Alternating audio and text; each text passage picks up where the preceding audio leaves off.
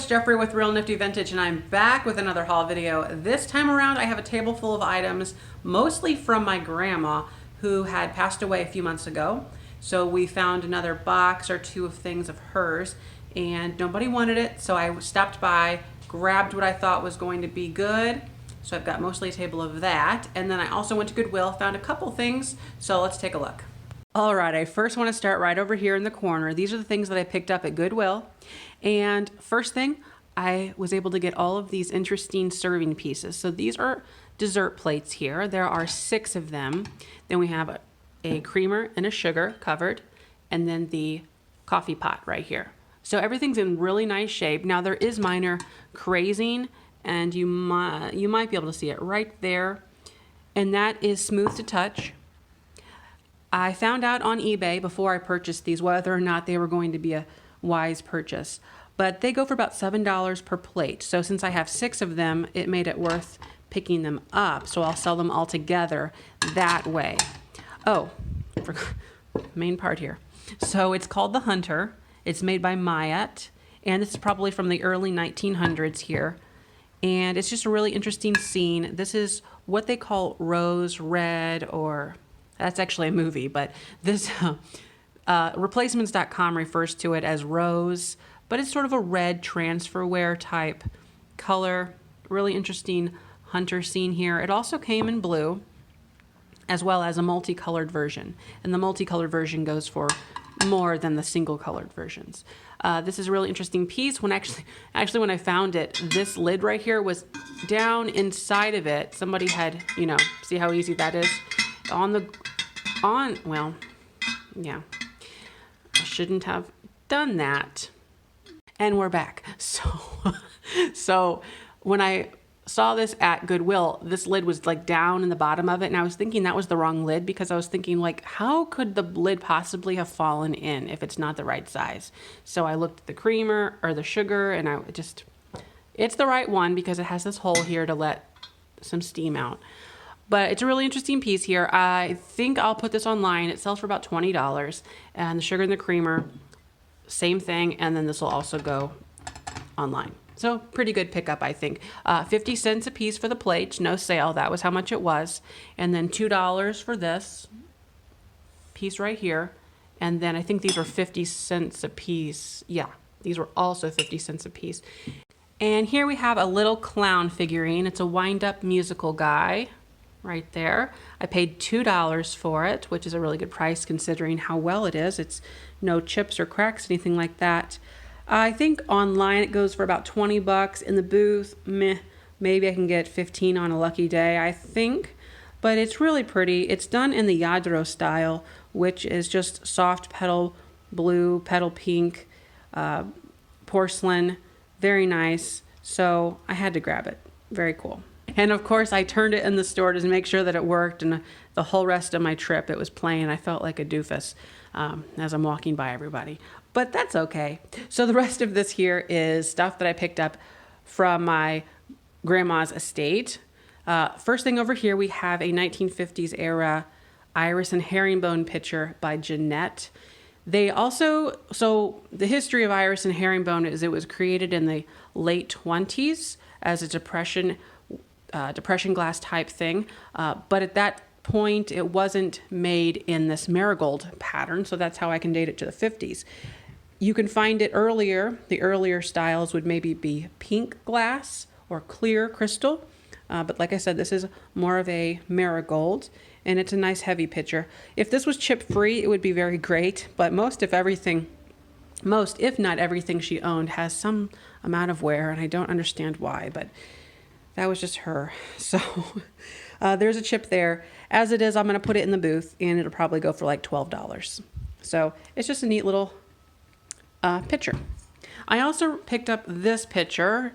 I am unable to figure out much else about it, but it does have a diamond point type pattern on the bottom, and then these banded or ribbed lines going up it, sort of a hourglass corset type shape. I would imagine that is probably the 50s time frame, and I think it's crystal. It does shine in the light, but it doesn't have a really brilliant sound, so it's probably not the best quality of crystal. Here we have a piece by, oh boy, my memory is failing me. I really should write this down, but I feel that it's almost a test if I could remember everything. Flanders is all I can remember on this.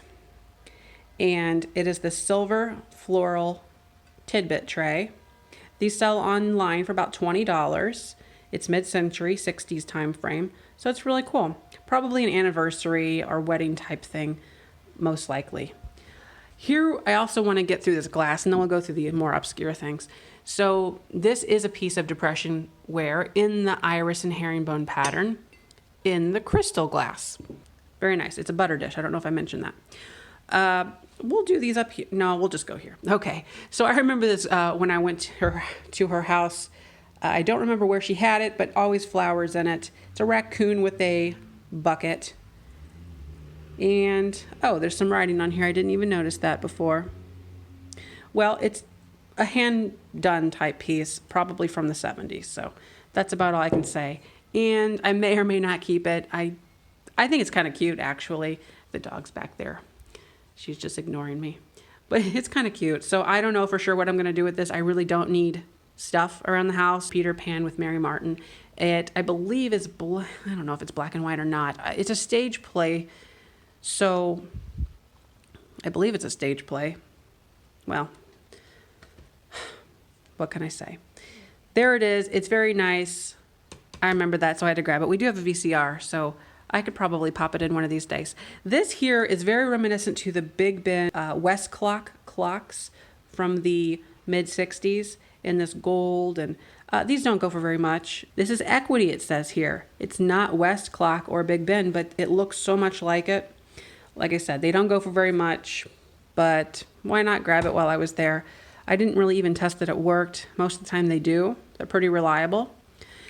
So it's probably, I don't know, $4 or $5 item. I'll probably stick it in the booth. I grabbed this. It's kind of funny. Why not? I don't have one. And what if I come across the cassette tape that I want to try? I can try it. Okay, and this here is a really neat Bakelite Racine electric clipper. I have not looked this up yet, but I do know that there are certain barbers out there that like having the older tools. They're maybe more reliable. They just want to have that old school vibe. So I grabbed that. And it still has this, oh, the highest quality. Well, that's a good thing to know. I also picked up this, oh my, I'm getting a cramp in that hand. I also picked up this duck plate. She did live on a lake, and that was sort of a, I guess, a thing that was reoccurring, mallard ducks and all that. And we have here some ducks on a plate. I'm going to try this one out in the booth. My booth is in Carlisle, Illinois. Now that is the home of Illinois' largest man-made lake, and it's a pretty large lake. So with that comes a lot of travel and people coming down to go to the lake, jet ski, boat, all of that. This kind of ties in with that, so I think it'll have a good chance of selling in the booth. I'll put that on like a little plate stand or something on a shelf, so there's that. Oh, these are Polaroid land cameras. They are dirty. It says Swinger Model 20. This dates it to the late 60s, and I have two of them.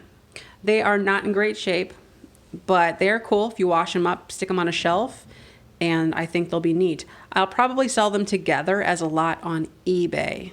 So just a quick one and done type thing. Do it that way. These items here, so we have, these are not, this is not old. It is one of these more or less religious type things, and it has a scripture there with these purple, the light is not working with me, purple flowers, so really nice, and it does have an underplate right there, made by Day Spring. And actually, I just realized what was going on with this. So apparently this was sort of like a kind of a set. One thing to note about this is a Day Spring mug. You can see that right there. It's sort of a Walmart brand. And this here is a very nice underplate from Japan era. So this would be more like the 60s time frame. Transferware flowers on there, but it does a great deal. It sort of matches. Oh, I see what she did. Okay, that's how it came. I gotcha. But that's how she had it. Okay, I see you. Okay. So that's how she's kind of like a little marriage here. Boop, ba doop, ba doop. So I'll probably stick both of those in the booth very simply. And here we have a 1960s era teapot with the pink transferware flowers, roses on it. And it is made, it says Tremont Ware, Japan.